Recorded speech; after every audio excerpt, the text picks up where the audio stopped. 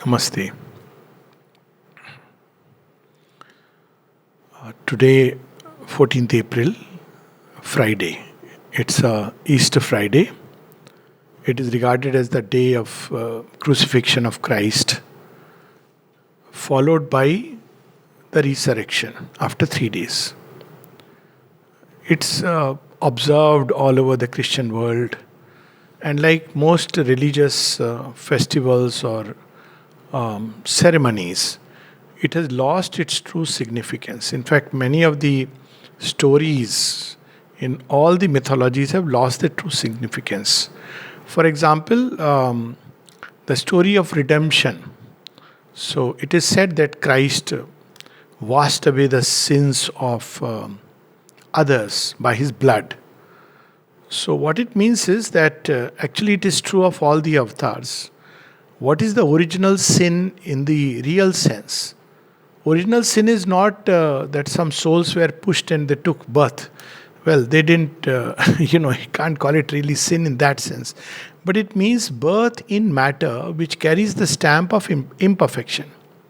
So, the moment you enter into the field of matter, you automatically enter into the field of ignorance, death, obscurity, darkness. And through the process, matter carries this stamp because in matter, it's a very strong tendency to fix everything. That's why it is, matter is known to be rigid material in which everything gets fixed. So that's why it's so easy to manipulate things in thought, but very difficult when they set into the body as a habit.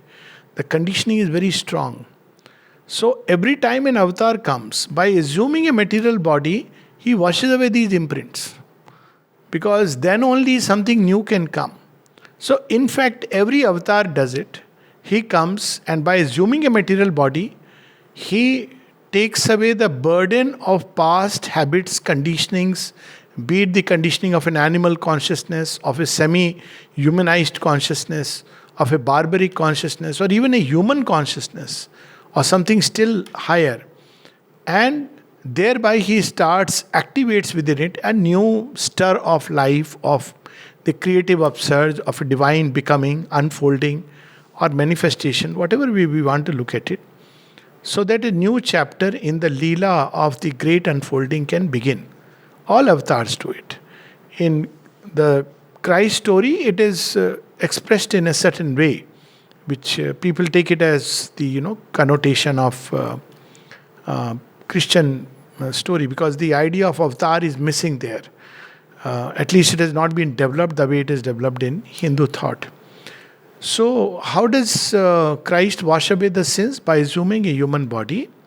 He takes away the stamp of a barbaric humanity, semi-barbaric. People often ask, how did Sri Aurobindo say that Christ humanized Europe?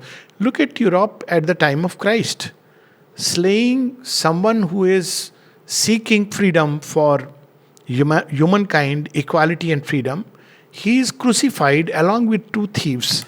And through the road, his journey, if you read through the whole story, the passion of Christ, and you know how he goes through that intense pain. What else is this humanity but a barbaric humanity? And in the Western context, Christ brings there the message of forgiveness, compassion, and love, and thereby helps humanity become more humanized. People often ask, but we don't observe it so much in the Christian world. We must differentiate between Christ and Christianity, just as we must differentiate between Buddha and Buddhism, and I must say between Krishna and Krishna consciousness. The founders of religion, every religion, bring a great, tremendous truth. But human consciousness reduces it into fixed formulas. Now, the reason why Hinduism escaped this kind of fixity is because it allows for evolutionary manifestation. So always there are new, not only interpreters, but those who realize Krishna in themselves in their own way. So always there is the evolutionary process going on. But in Semitic religions, that is not the case. So it stops with one God, one book, and one path which majority tend to follow. Whatever it be, the assumption of a mortal body or a human body by the divine means that now this body can be prepared for the next step in the evolutionary process, because all manifestation will be through the body. And the mother says something very beautiful about it. She speaks about the apocalyptic vision. Often we'll hear about, pralaya and humanity will be destroyed. So, what really is pralaya? It is destruction of the old. Whatever is not ready to bear the burden of the new, that will be destroyed. And what is the new age that starts after pralaya? Invariably, you will see it is the age of truth, Satyug. All cycles, 4 yugas, pralaya, followed by Satyug. So, what are these 4 ages if we take the Indian thought? They are efforts towards manifesting the divine at different levels. In the soul or spirit, in the mind and intellect, in life and vitality, in body or matter. And whatever could be done is done, then whatever cannot bear the burden of the progress, it collapses. And because it collapses, just like an aircraft takes off, leaving behind all the smoke, so mankind is ready for the next leap. So that's how, when we understand the story, the mother says that certain prophets had this apocalyptic vision. What it means is, and the last judgment, that also. Last judgment. What is the last judgment? Last judgment is those who are redeemed by the avatar. We now not limited to Christ. And then she says it is true that there is a kind of humanity which is born in this imperfect way. But the avatar comes precisely to take it upward. Now there is a humanity which sticks to the old, refuses to move forward, resists the advance, and that is going to collapse. He says that very clearly. And there is a humanity which, simply because of the faith, and this is something so beautiful, it takes time to absorb it. He says that it doesn't know that the divine took the avatar, but it has faith in the divine sacrifice in matter. And by that very faith, it is redeemed. What is divine sacrifice in matter? It doesn't have to believe that this was the God in this form, he incarnated in a human body. All that it needs is that there is divine presence present in this clay, divine who is present in this earth, divine who is present in the human body. And that's why we see in the Gita, Shri Krishna says so beautifully, he says, the asuras despise the divine in the human body. It is referring to the inner divine. So there are those who have this faith that there is divine in creation. They don't, like asuras, say that world is devoid of the divine, that all is a question of desire and there is no God, there is no divinity. So they collapse back into the animal state. But there is a section of humanity, it may not know. For instance, in today's context, it may not know that who Sri Aurobindo is or the mother is. But it believes that there is divine in matter upon this earth, in the human body, and therefore it is full of hope. It has that faith. And this humanity will be redeemed. So we must know that when Christ comes and gives this truth, it's not about Christianity that he is speaking. Christianity was found much later, and I don't want to go into its history and all that. All religions are like that. It's an attempt to convert a very profound and vast truth into fixed formulas, rigid formulas. And then to those formulas we add certain stories. And then we add certain, miracle deeds. Not that miracles don't exist and the stories are not true. They are true. But we try more and more to convert the followers, and then it changes into a socio-political ideology, a means to either oppress mankind or to conquer mankind. So that's when religion, the truth of a religion, escapes into the secrecy of its silence. That's how Sri Aurobindo puts it. And then there is propaganda, there is conversion. When all these things start, that means a religion has lost its truth. Because in truth, conversion means inner conversion. It means that the soul is now ready for the next step. And it feels converted to a new truth. Any effort at outer conversions shows that the truth is dead in that particular religion, or it has escaped. Truth cannot die.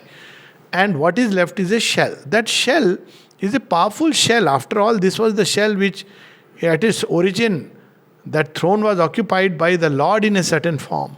So that shell is taken by the Asura and used for his purposes to propagate falsehood. So we must know the difference between the two, meaning thereby Christ from his cross humanized Europe doesn't mean Christians.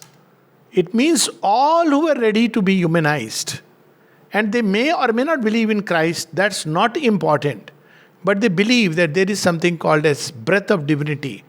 And even if they don't believe that way in Christ particularly, but in the sense of divinity within man, in the urge for progress towards something better and good, they are redeemed and they move on to the next step of humanization. Of course, Sri Aurobindo brings, then subsequent to Christ, we see, as Sri Aurobindo says, the story doesn't end with Christ. Christ himself speaks about the second coming, and Buddha speaks of, all followers speak of second coming. So, what is this second coming? Second coming means that there is some work still left undone, and the divine assumes the form to complete this work. Second coming in the Western context is nothing else but Sambhavami Yuge Yuge. God takes birth again and again to perfect material creation.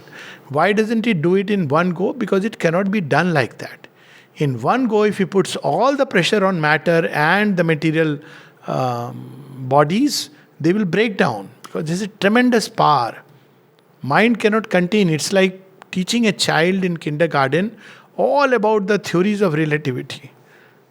It's quite likely that the child will just go crazy if he ever understands anything. So step by step from kindergarten we take to the primary, then secondary, then higher secondary, and so on and so forth. So second coming literally means that all cannot be done by one avatar at one go, because the basis is material. It is on matter that the working is being done, though most people think it is only in the soul. Yes, in the soul, he opens a door to a new evolutionary process. But because he takes a human body, if it is only the soul, it can be done by vibhutis, saints, sages. But because the process has to take place in matter, even if the soul is very developed, the moment it enters into matter, it's in a cage, imprisoned. So the process is equally taking place in matter. So that's why the need of second coming.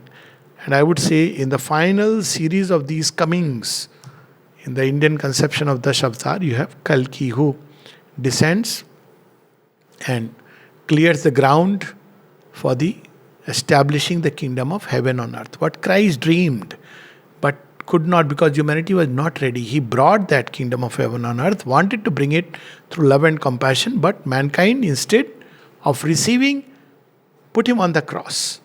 So, the need of a second coming to fulfill that work.